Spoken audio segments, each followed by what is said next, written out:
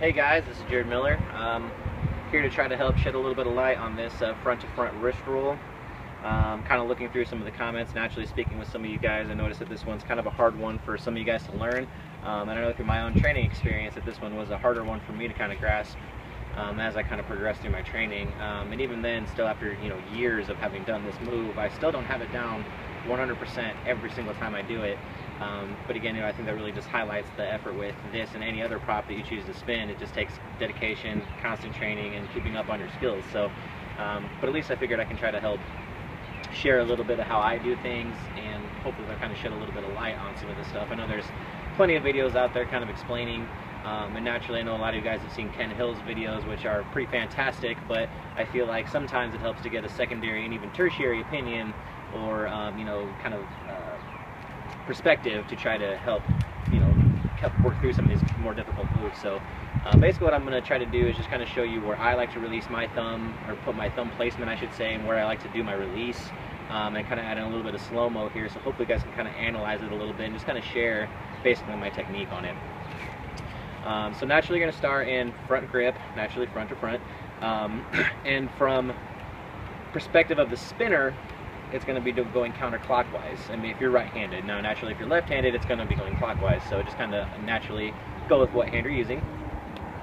So basically, to start, what I like to do is I will end up turning my hand a little bit towards either here or here by the time I release. So that way, it's almost ready to complete its motion. So that way, when I let go, it just rolls off my hand, off my thumb right here, and will complete its motion around the back. And then I lightly just twist my hand and grab it, and then it continues on. So it comes out looking like this.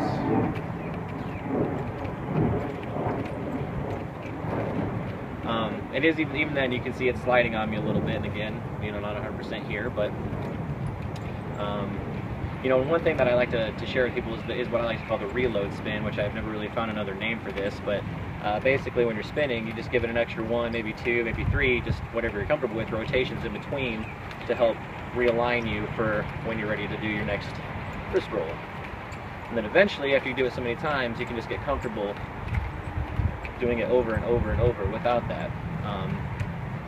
But so basically, what I noticed is I like to keep my hand closed until the very last moment. I know some people like to open it up early, but basically I kind of use that as like a little booster, because to save a in-depth physics lesson, basically what happens is as the momentum is going this way, you're building momentum over here, even though your hand is controlling it. So when you're gripping it, it's just building, and then as you let go, it finally has that point to release, and will allow the chain to do its motion.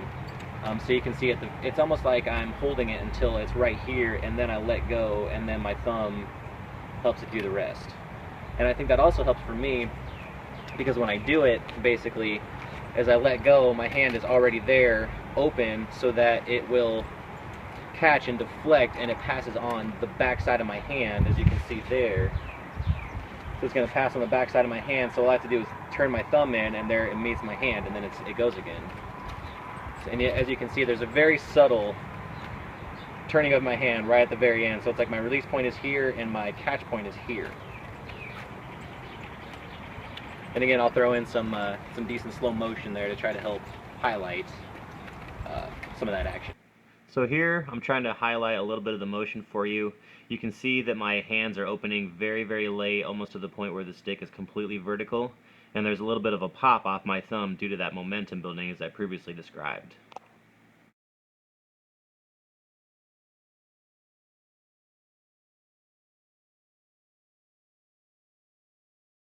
And I just wanted to further highlight some of that rotation that I'm talking about with my wrist. It's at the very end of it, so there's the twist right there. So you can see the release is late, and then I wait and twist. And that's how I get the catch pulled off.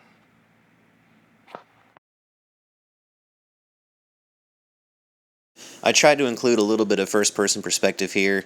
I think it kind of helps highlight what's going on the spinner side of things, and also really helps show the very light, subtle twist of the wrist that I have at the very end to kind of help assist in the catch.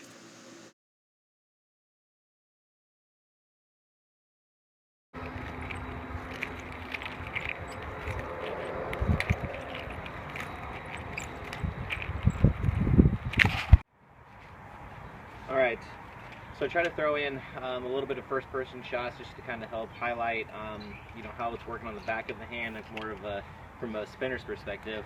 I know it's kind of rough. It's kind of hard to shoot that from like right by my face with the nunchuck spinning. So kind of cut me some slack on that one. But basically, I also wanted to include a little bit of a different pair of nunchucks, just because I was noticing that the black on my black shirt was a little bit hard to see. So I think this will kind of give a little bit better contrast. It also kind of highlights too that you just got to kind of adjust for different pairs of nunchucks, because the other pair that I was using was a foam pair with electrical tape wrapped around it, and these are just white wax woodchucks, so they're a little bit heavier, a little bit harder on the hand, but as you can see, just a little bit of adjustment and you can still make the move work.